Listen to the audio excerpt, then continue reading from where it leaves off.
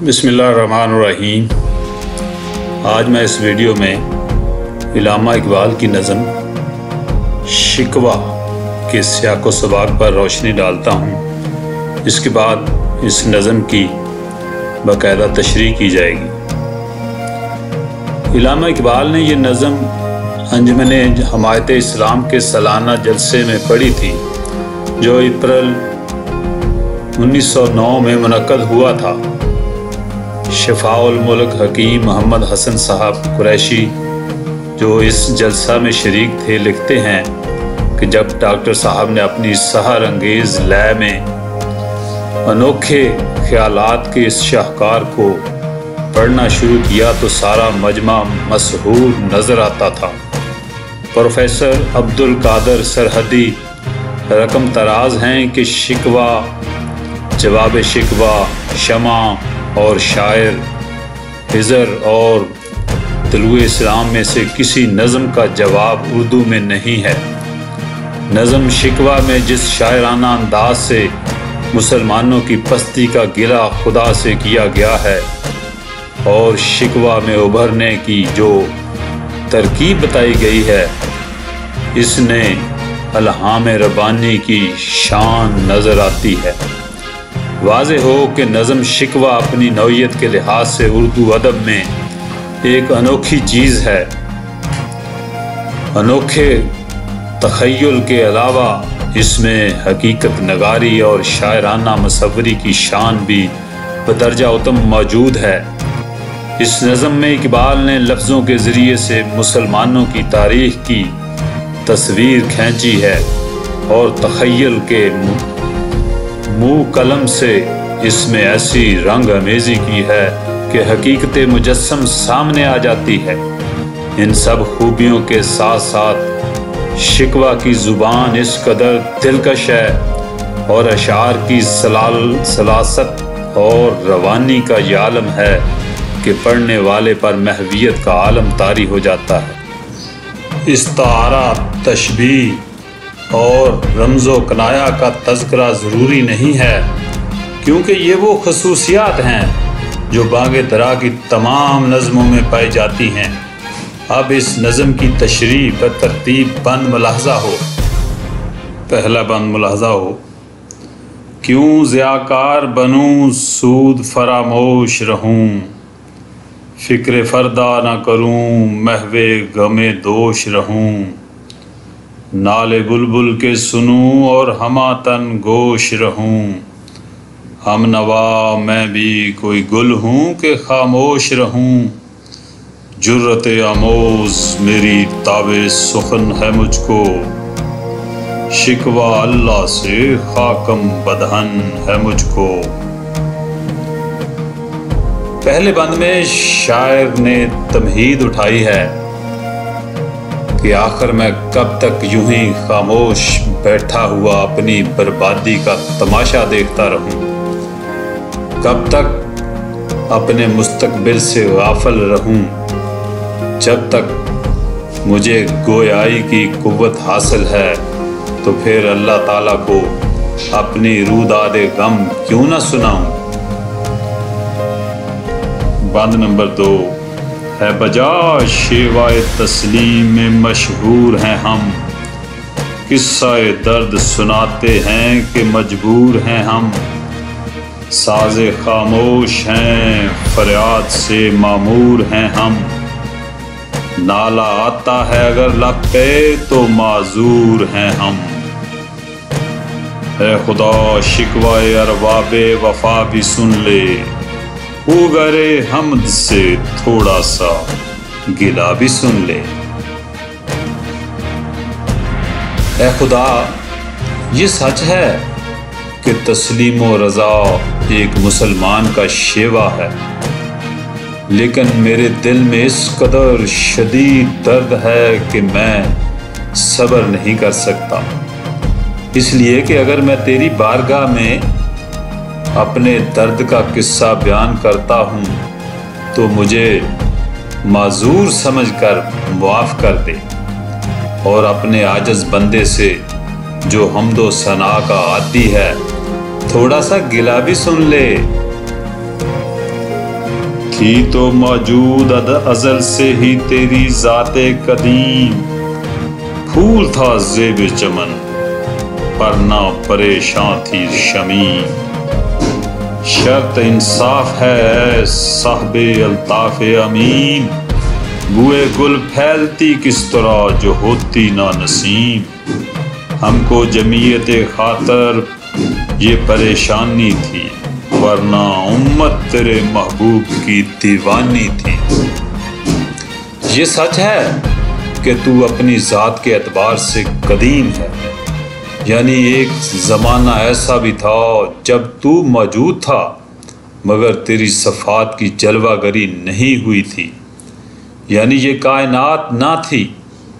اب تو خود انصاف کر کہ اگر مسلمان نہ ہوتے تیری صفات کا علم دنیا والوں کو کیسے ہوتا؟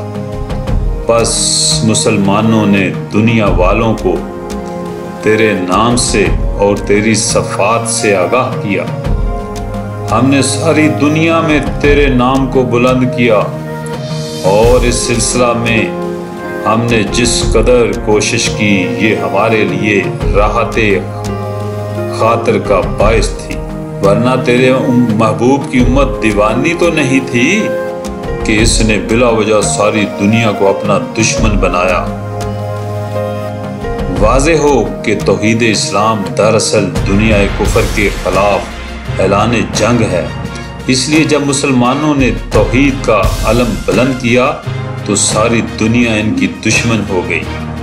چنانچہ سلطان نور الدین زنگی اور سلطان صلاح الدین ایوبی اور مولانا اسماعیل شہید کی زندگی میرے دعوے پر شاہد ہے۔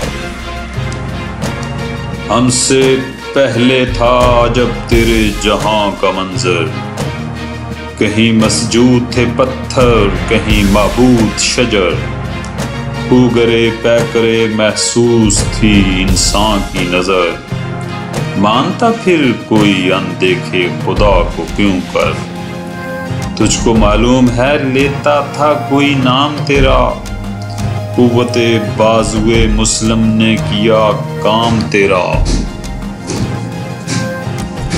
اب شاعر خود اپنے دعوے پر دلیل پیش کرتا ہے اور کہتا ہے کہ اے خدایا، ہم اسلام سے پہلے تیرے بندوں کی یہ حالت تھی کہ وہ پتھروں اور درختوں کو خدا یقین کرتے تھے، چونکہ انسان پیکر محسوس کی پرستش کا عادی ہو چکا تھا، اس لیے وہ تجھ کو کہ تو آنکھ سے نظر نہیں آتا کیسے اپنا معبود بنا سکتا تھا۔ تجھے خوب معلوم ہے کہ ہمارے وجود سے پہلے چین سے لے کر مراکش تک کوئی شخص تیرا نام نہیں لیا کرتا تھا، مسلمانوں نے اپنی جان ہتھیلی پر رکھ کر تیرے نام کو دنیا میں بلند کیا، یعنی بنی آدم کو توحید سے روشناس کرایا۔ بس رہے تھے یہیں سلجوق بھی تورانی بھی، اہل چین میں ایران میں ساسانی بھی، اسی معمورے میں آباد تھے یونانی بھی، اسی دنیا میں یہودی بھی تھے نصرانی بھی، پر تیرے نام پہ تلوار اٹھائی کس نے، بات جو بگڑی ہوئی تھی وہ بنائی کس نے۔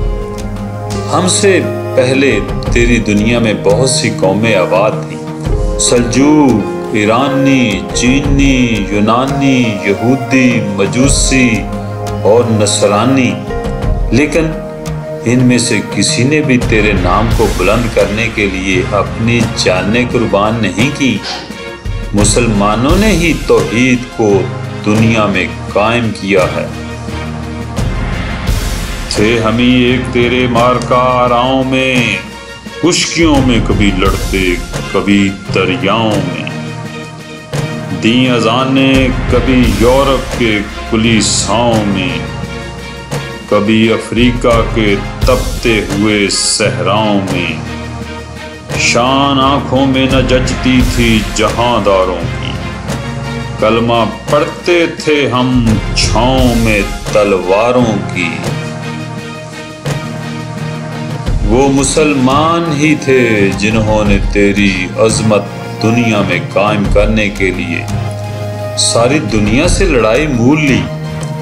خشکی میں بھی لڑے اور تری میں بھی، کبھی یورپ سے برسر پیکار ہوئے تو کبھی افریقہ سے۔ ہم نے دنیا کے تمام بادشاہوں کا مقابلہ کیا اور ان کو زیر کر کے توحید کا پرچم بلند کیا۔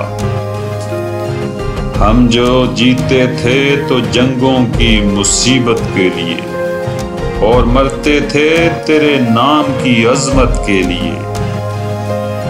تھی نہ کچھ تیغ زنی اپنی حکومت کے لیے، سر بے کف پھرتے تھے کیا دہر میں دولت کے لیے۔ قوم اپنی جو زر و مال جہاں پر مرتی، بت فروشی کے عوض بت شکنی کیوں کرتی۔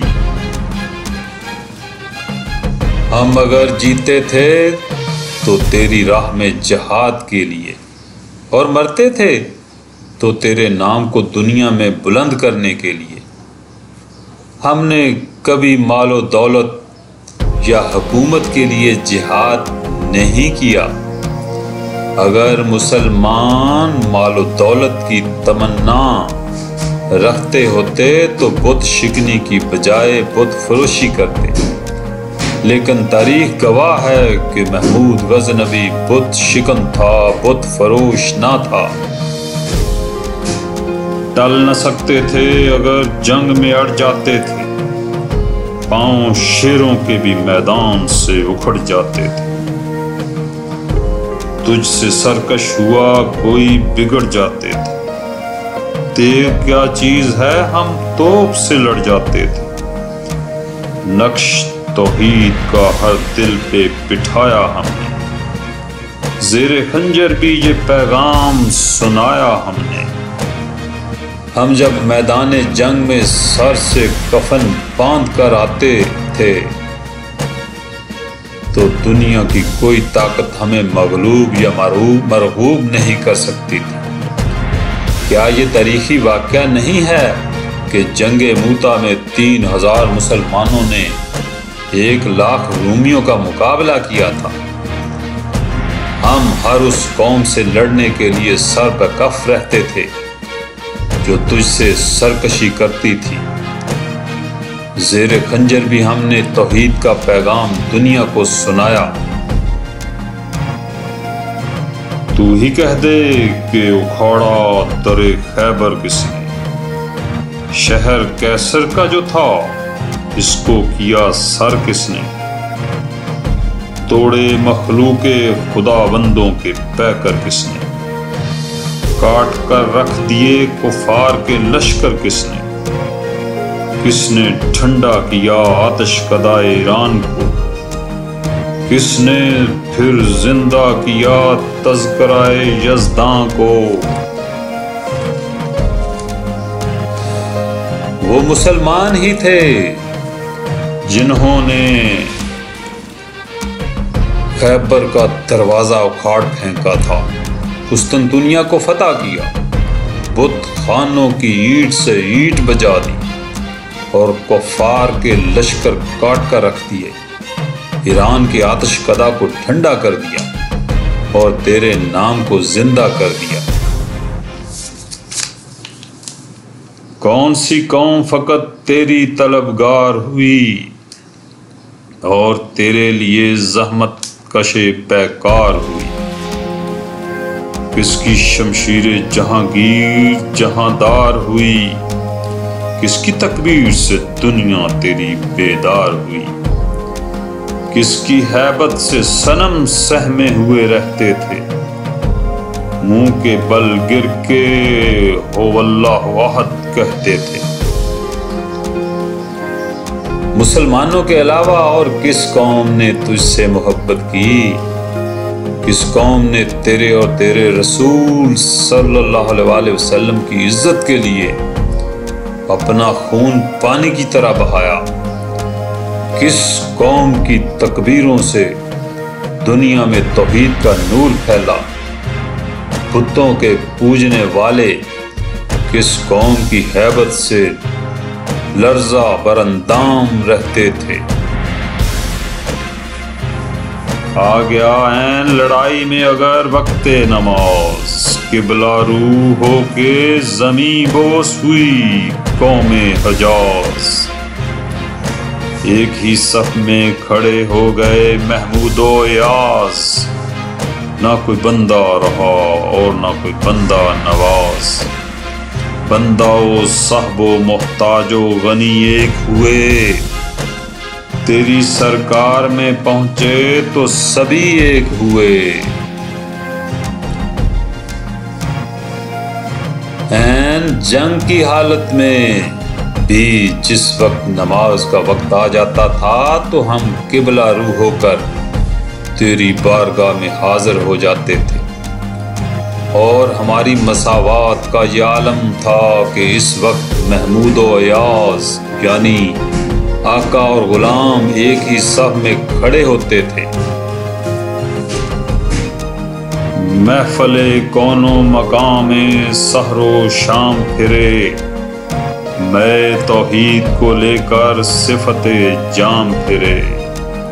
کوہ میں دشت میں لے کر تیرا پیغام پھرے، اور معلوم ہے تجھ کو کبھی ناکام پھرے۔ دشت تو دشت ہیں دریا بھی نہ چھوڑے ہم نے، بحر ظلمات میں دوڑا دیے گھوڑے ہم نے۔ ہم نے دنیا میں مشرق سے لے کر مغرب تک تیرے نام کا ڈنکا بجا دیا۔ ہم نے ساری دنیا کو تیرا پیغام سنایا، اور تو جانتا ہے کہ ہم کو اس مقصد میں کبھی ناکامی نہیں ہوئی۔ ہم کسی قوم سے مروب نہیں ہوئے، خشکی کا تو ذکر ہی کیا ہے۔ ہم نے سمندر عبور کر کے تیرا پیغام دنیا کو سنایا، اور ہم عرب سے جو نکلے تو بحر ظلمات تک توحید کا پرچم اڑاتے چلے گئے۔ صفائے دہر سے باطل کو مٹایا ہم نے، نو انسان کو غلامی سے چھڑایا ہم نے۔ تیرے کعبے کو جبینوں سے بسایا ہم نے، تیرے قرآن کو سینوں سے لگایا ہم نے۔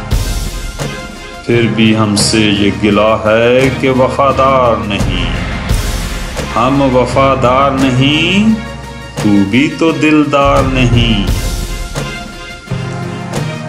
ہم نے دنیا سے کفر کو مٹا دیا، اور بنی آدم کو ہر قسم کی غلامی سے آزادی عطا کی۔ ہم نے تیرے کعبے کی حفاظت کی، اسے آباد کیا، اور تیرے پاک کلام کو ہمیشہ سینے سے لگایا۔ اس کے باوجود تو ہم سے ناراض ہے، اور تجھے ہم سے یہ شکایت ہے کہ ہم بے وفا ہیں۔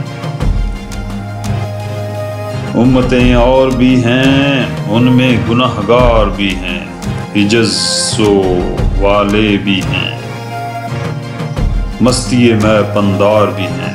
ان میں کاہل بھی ہیں، غافل بھی ہیں، ہوشیار بھی ہیں۔ سینکڑوں ہیں کہ تیرے نام سے بیزار بھی ہیں۔ رحمتیں ہیں تیری اغیار کے کاشانوں پر، برق گرتی ہے تو بیچارے مسلمانوں پر۔ ہمارے علاوہ اس دنیا میں دوسری قومیں بھی آباد ہیں،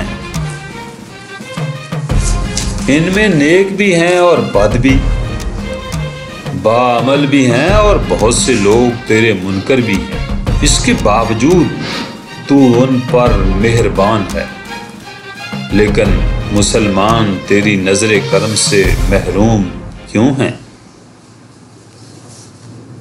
بت صنم خانوں میں کہتے ہیں مسلمان گئے، ہے خوشی ان کو کہ کعبے کے نگہبان گئے۔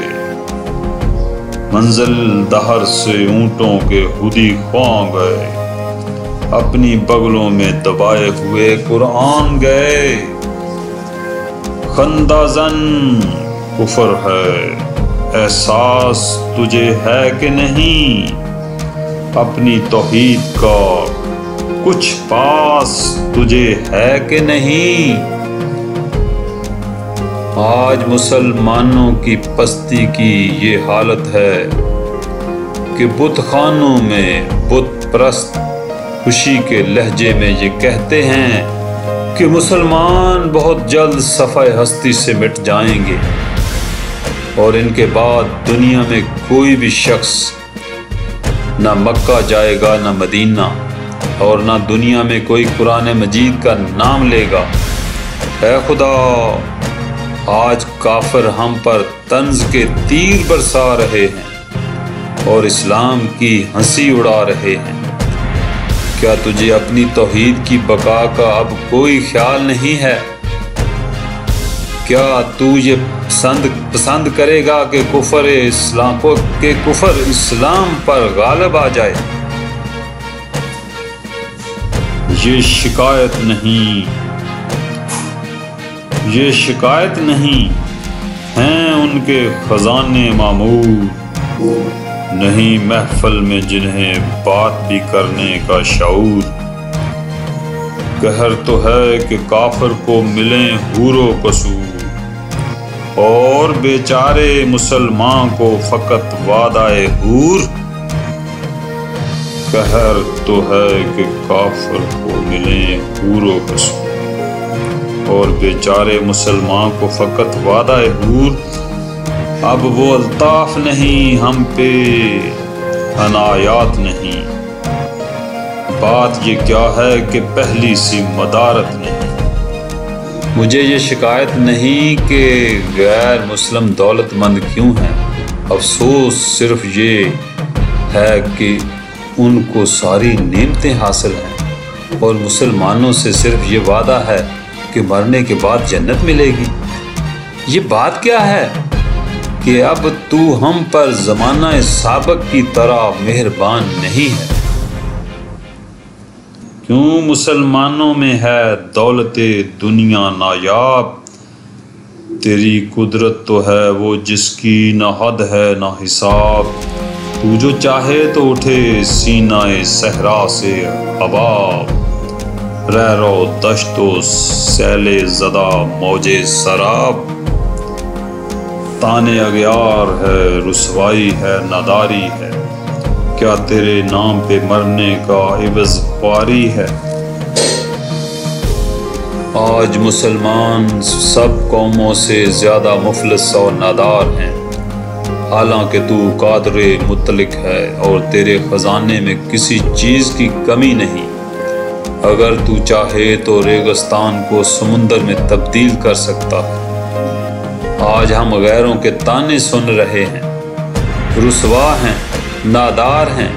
یا خدا، کیا مسلمان ہونے کا صلہ یہ ہے کہ ہم دنیا کی نظروں میں ذلیل و خوار ہو جائیں؟ بنی اغیار کی اب چاہنے والی دنیا، رہ گئی اپنے لیے ایک خیالی دنیا۔ ہم تو رخصت ہوئے اوروں نے سنبھالی دنیا، پھر نہ کہنا توحید سے خالی دنیا۔ ہم تو جیتے ہیں کہ دنیا میں تیرا نام رہے، کہیں ممکن ہے کہ ساقی نہ رہے جام رہے۔ اے خدا، اس وقت حالت یہ ہے کہ دنیا اور اس کی دولت تو اغیار کے قبضہ میں ہے، مسلمان صرف خیالی دنیا میں رہتے ہیں۔ تیری دنیا پر انہیں کوئی اقتدار حاصل نہیں ہے۔ اے خدا، ہم تو اس لیے دنیا میں رہنا چاہتے ہیں کہ توحید قائم رہے اور تیرا نام زندہ رہے، لیکن یہ تو ناممکن ہے کہ مسلمانوں کے فنا ہو جانے کے بعد تیرا نام باقی رہے۔ اس میں یہ اشارہ ہے کہ حضور اکرم صلی اللہ علیہ وسلم کی ان الفاظ کی طرف جو جنگ بدر کے موقع پر آپ صلی اللہ علیہ وسلم کی زبان مبارک سے نکلے تھے کہ اے خدا، اگر یہ مٹھی بھر جماعت آج فنا ہو گئی تو پھر قیامت تک تیرا کوئی نام لیوا نہیں ہوگا۔ تیری محفل بھی گئی، چاہنے والے بھی گئے، شب کی آہیں بھی گئیں، صبح کے نالے بھی گئے، دل تجھے دے بھی گئے، اپنا صلہ لے بھی گئے، آ کے بیٹھے بھی نہ تھے اور نکالے بھی گئے، آئے اشاق گئے وعدہ فردا لے کر، اب انہیں ڈھونڈ چراغ رخ زیبا لے کر۔ اے خدا، آج یہ کیفیت ہے کہ مسلمان ہر جگہ ذلیل و خوار ہیں، اور جو لوگ تیرے نام پر سر کٹانے کے لیے تیار رہتے تھے رفتہ رفتہ ختم ہو رہے ہیں۔ انہوں نے اگر تجھ سے محبت کی تو اس کا صلہ بھی انہیں مل گیا۔ انہوں نے تیرے نام پر سر کٹایا، تو نے ان سے جنت کا وعدہ کیا اور ہنستے ہوئے رخصت ہو گئے، لیکن اب ان لوگوں سے تیری محفل خالی ہو چکی ہے۔ درد لیلا بھی وہی، کیس کا پہلو بھی وہی، نجد کے دشت و حیل میں رم آہو بھی وہی، عشق کا دل بھی وہی، حسن کا جادو بھی وہی، امت احمد مرسل بھی وہی، تو بھی وہی، پھر یہ آزردگی غیر سبب کیا مانی، اپنے شیداؤں پہ یہ چشم غضب کیا مانی۔ اے خدا، اسلام کی خوبیاں بدستور موجود ہیں اور مسلمانوں کی اسلام سے محبت بھی برقرار ہے۔ حج کعبہ کا سلسلہ بھی اسی طرح جاری ہے۔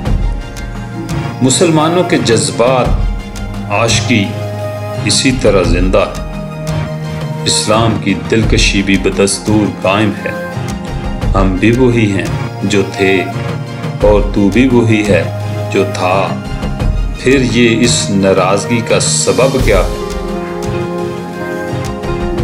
تجھ کو چھوڑا کہ رسول عربی کو چھوڑا، بت گری پیشہ کیا بت شکنی کو چھوڑا، عشق کو عشق کی اشفتہ سری کو چھوڑا، رسم سلیمان و اویس کرنی کو چھوڑا، آگ تکبیر کی سینوں میں دبی رکھتے ہیں، زندگی مثل بلال حبشی رکھتے ہیں۔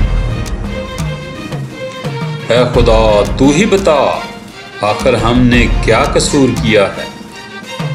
تجھ کو بھلا دیا، تیرے رسول صلی اللہ علیہ وسلم کو فراموش کر دیا، بت پرستی اختیار کر لی، سرور دو عالم صلی اللہ علیہ وسلم سے محبت ترک کر دی، حضرت سلیمان اور حضرت اویس کی تقلید ترک کر دی۔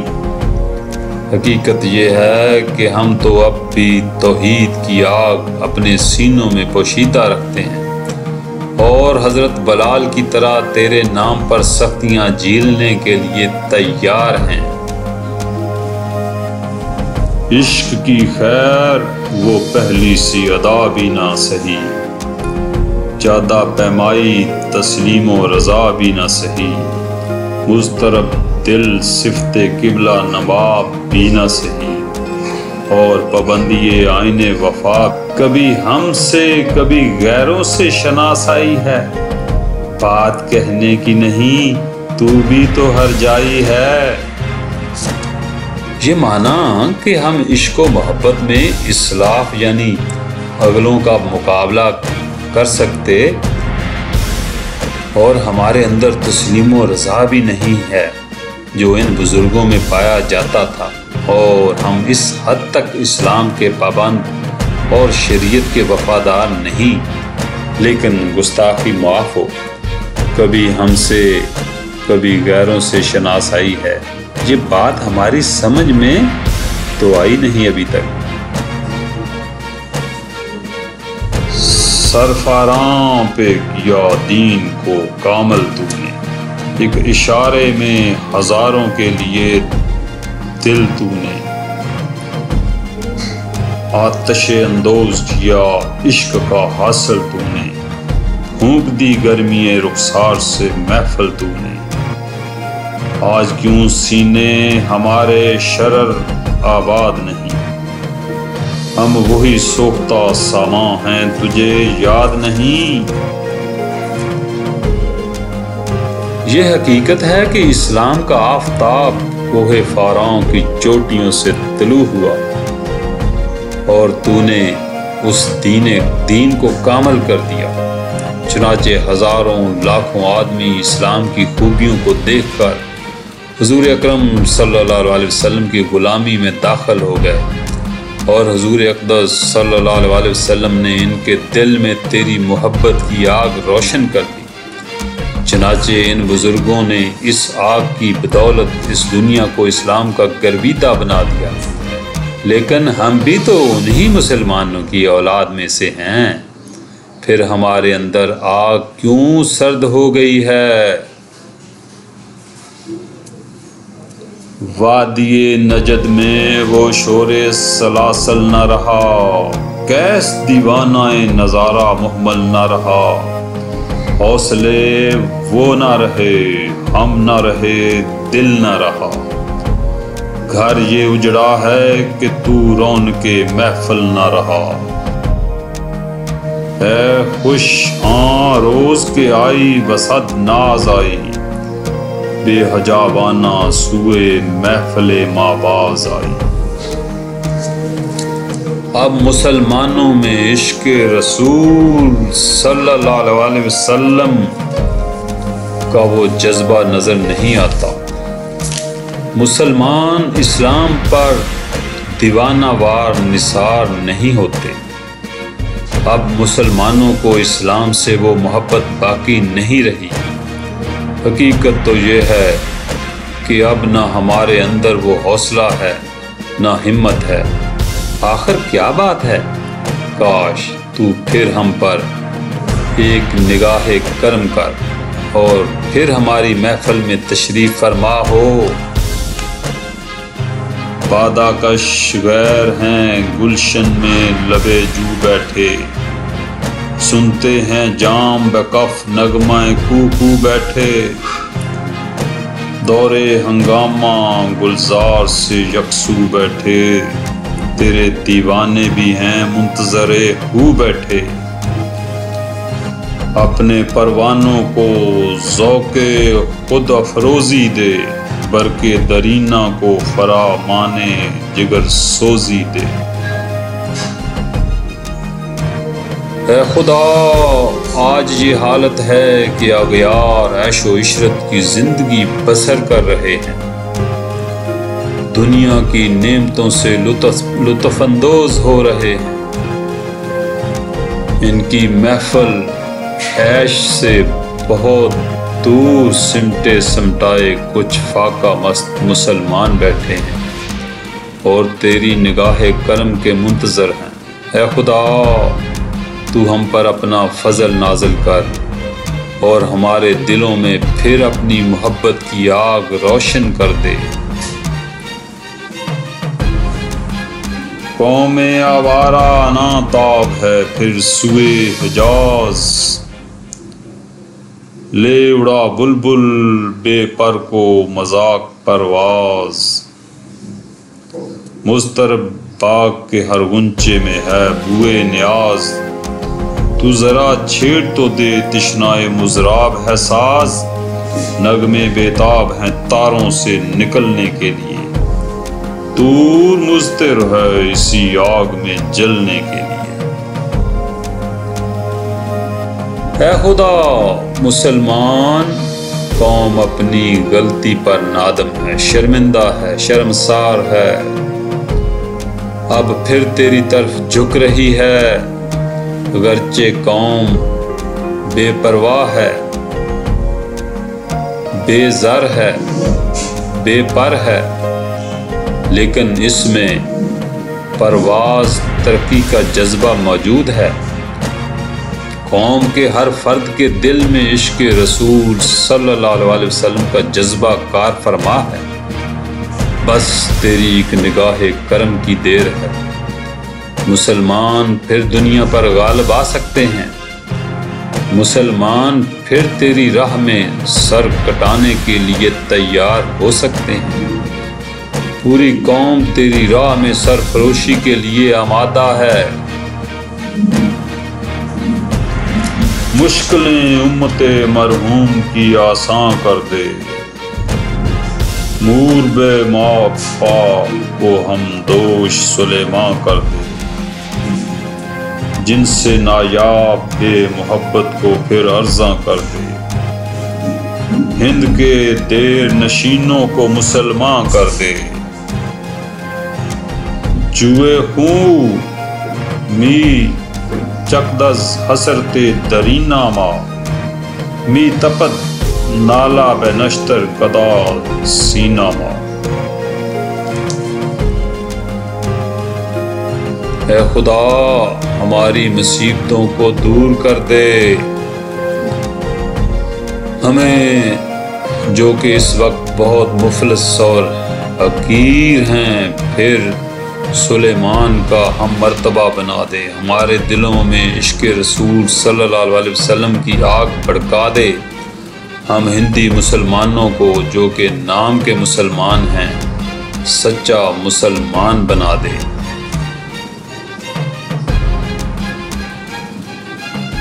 ہوئے گل لے گئی بیرین چمنے راز چمن، کیا قیامت ہے کہ خود پھول ہیں غماز چمن، عہد گل ختم ہوا ٹوٹ گیا ساز چمن، اڑ گئے ڈالیوں سے زمزمہ پرواز چمن، ایک بلبل ہے کہ ہے محو ترنم اب تک، اس کے سینے میں ہے نغموں کا تلاطم اب تک۔ اب شاعر اپنے دل سے باتیں کرتا ہے کہ افسوس مسلمانوں نے خود غیروں کو قوم کی کمزوریوں سے آگاہ کر دیا۔ میر جعفر اور میر صادق نے مسلمان ہو کر اسلام کو ذوف پہنچایا، ان غداروں اور منافقوں کی بدولت چمن برباد ہو گیا، سلطنت ختم ہو گئی، قوم غلام بن گئی، اور اسلام کے شیدائی 1858 میں ایک ایک کر کے قوم پر نثار ہو گئے، بس سارے باغ میں ایک بلبل یعنی اقبال کی ذات رہ گئی ہے جو نغمہ پروازی کر رہی ہے، اور اس کے سینے میں ابھی تک جذبات کی شدت موجود ہے۔ کمریاں شاخ صنوبر سے گریزاں بھی ہوئیں، پتیاں پھول کی جھڑ جھڑ کے پریشاں ہوئیں، وہ پرانی روشیں باغ کی ویراں بھی ہوئیں، ڈالیاں برہنے برگ سے عریاں بھی ہوئیں، قید موسم سے طبیعت وہی آزاد اس کی، کاش گلشن میں سمجھتا کوئی فریاد اس کی۔ اگرچہ قوم کے اکثر رہنماؤں نے خدمت قوم کی بجائے خدمت سرکار کو اپنا شعار بنا لیا، اور لیڈروں کی اس خود غرضی اور ضمیر فروشی کا نتیجہ یہ نکلا کہ قوم کے افراد تباہ ہو گئے، مسلمانوں کی تہذیب اور معاشرت سب ختم ہو گئی، باغ کی پرانی روشیں ویران ہو گئیں۔ لطف مرنے میں ہے باقی نہ مزہ جینے میں، کچھ مزہ ہے تو یہی خون جگر پینے میں، کتنے بے تاب ہیں جوہر میرے آئینے میں، کس قدر جلوے تڑپتے ہیں میرے سینے میں، اس گلستان میں مگر دیکھنے والے ہی نہیں، داغ جو سینے میں رکھتے ہیں وہ لالے ہی نہیں۔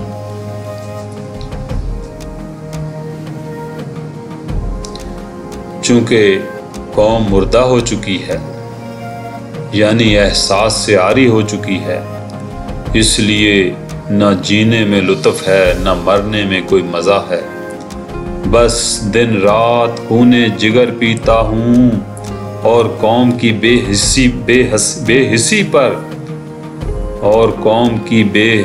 حسی پر نوحہ خوانی کرتا رہتا ہوں۔ میرے سینے میں سینکڑوں جذبات اور خیالات ہیں جو ظہور کے لیے بے تاب ہیں، لیکن افسوس قوم میں ان کے قدردان موجود ہی نہیں۔ اگر قوم کے دل میں ملت کا درد ہوتا تو وہ کسی درد مند کے جذبات کو سمجھ سکتی تھی۔ چاک اس بلبل تنہا کی نوا سے دل ہوں، جاگنے والے اسی بانگے درا سے دل ہوں، یعنی پھر زندہ نئے عہد وفا سے دل ہوں، پھر اسی بادائے درینہ کے پیاس سے دل ہوں۔ اجمی خم ہے تو کیا میں تو حجازی ہے میری، نغمہ ہندی ہے تو کیا لے تو حجازی ہے میری۔ اے خدا، میں تجھ سے دعا کرتا ہوں کہ میرے کلام میں ایسی تاثیر پیدا کر دے کہ مسلمانوں کے قلوب اس کے مطالعہ سے متاثر ہو سکے اور ان کے اندر احساس زیاں پیدا ہو جائے، تاکہ وہ تجھ سے دوبارہ عہد و پیمان وفا باندھ سکیں اور پھر اسلام اور قرآن مجید کی محبت ان کے دلوں میں موجزن ہو اور انہی دونوں کو زندگی کا لائحہ عمل بنا لیں۔ اگر میں نے اپنا پیغام شعر کی صورت میں پیش کیا ہے تو کیا مذائقہ ہے، پیغام کی روح تو قرآن مجید سے ماخوذ ہے۔ اجمی خم ہے تو کیا میں تو حجازی ہے میری، اگر میں نے اردو زبان میں شاعری کی ہے تو کیا ہوا، مضامین اور خیالات کو اسلامی ہیں، مضامین اور خیالات تو اسلامی ہیں۔ نغمہ ہندی ہے تو کیا، نغمہ ہندی ہے تو کیا لے تو حجازی ہے میری۔ شکریہ، والسلام۔ بینا صحیح۔